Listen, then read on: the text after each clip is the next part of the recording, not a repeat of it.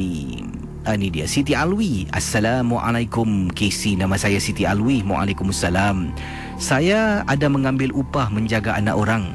Dan bila saya menjaga anak orang, lazimnya orang ataupun keluarga itu akan menghantar anaknya ke rumah. Tetapi tidak pula dengan seorang anak ini. Anak ini saya pula disuruh pergi ke rumahnya untuk menjaga bayi yang baru saja berusia, masih masih kecil lagi lah. Katanya sini baru saja bayi ini berusia 11 bulan. Dan sebenarnya ibunya baru saja bermula kerja daripada cuti bersalin. Ayahnya pun dah mula bekerja. Jadi atas rekomendasi oleh seorang teman, saya pun bertemu dengan keluarga empunya bayi lah.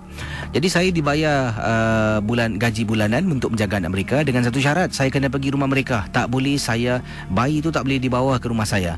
Jadi saya pun pergi rumah ni. Dan pada mulanya saya fikirkan ada bayi. Rupa-rupanya dalam rumah tu selain daripada saya kena jaga bayi, bukan nak jaga makcik ni, tetapi katanya ada juga ibunya. Ibunya memang tak campur orang, 24 jam duduk dalam bilik.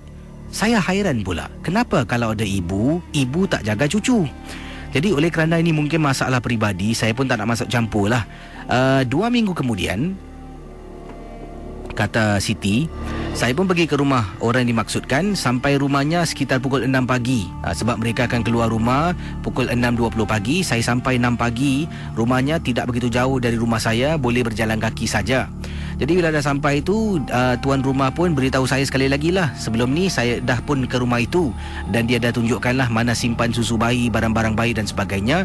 Dia ingatkan lagi mana susu bayi, barang-barang bayi. Dan sekali lagi dia ingatkan pada saya, mak beliau ni jangan diganggu, buat budu sudah.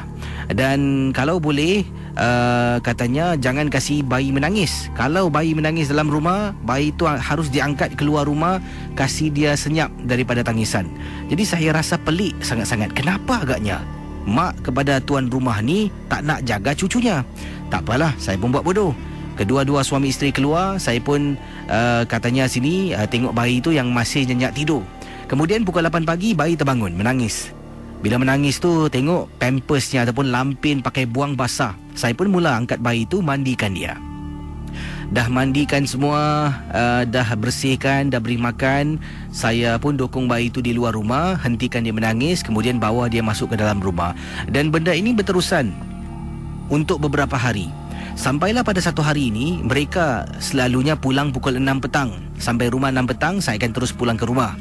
Jadi kata Kak Siti, pada satu hari ini, keluarga ni menelefon memberitahu saya yang dia dengan suaminya nak keluar dan akan pulang agak lewat pukul 11 malam, tapi saya akan dibayar gaji overtime. Dan saya pun okeylah, setujulah, memandangkan saya tidak ada apa-apa. Dia kata overtime saya akan saya dapat secara tunai, bukan dimasukkan dalam gaji bulanan. Jadi rasa seronoklah malam tu akan dapat duit overtime.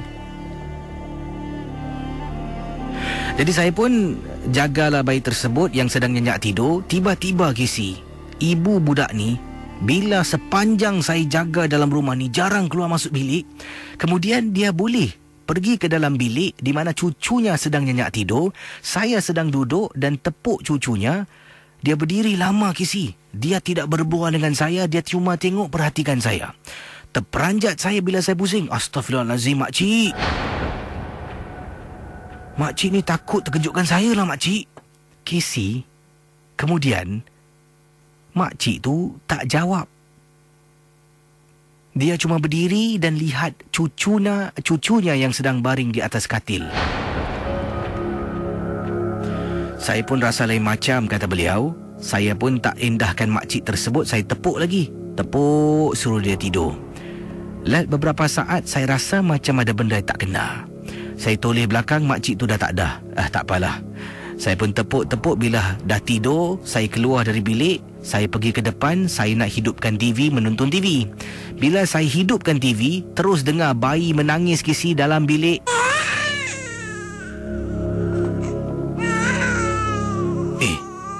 Budak tu baru tidur. Macam mana boleh menangis budak ni? Daripada ruang tamu, saya jalan pergi masuk bilik. Terperanjat Kisi.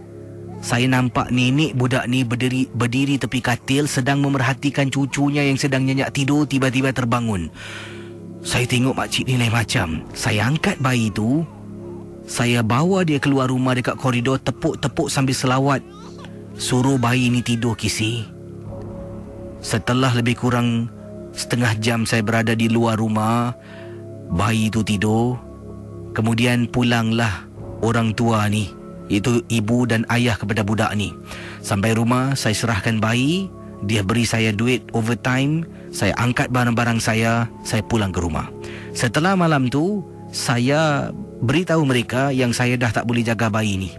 Jadi, nasib baiklah hari itu merupakan hari Sabtu dengan Ahad. Mereka ada 2 hari untuk mencari penjaga bayi. Saya diberi duit penjagaan bayinya. Walaupun saya hanya jaga untuk beberapa hari, tetapi Casey, memang cukup menyeramkan. Sampai sekarang saya tak tahu kenapa ibunya tidak mau menjaga cucunya. Terima kasih dan selamat tengah malam, Casey. Saudara, kisah-kisah yang bakal anda dengar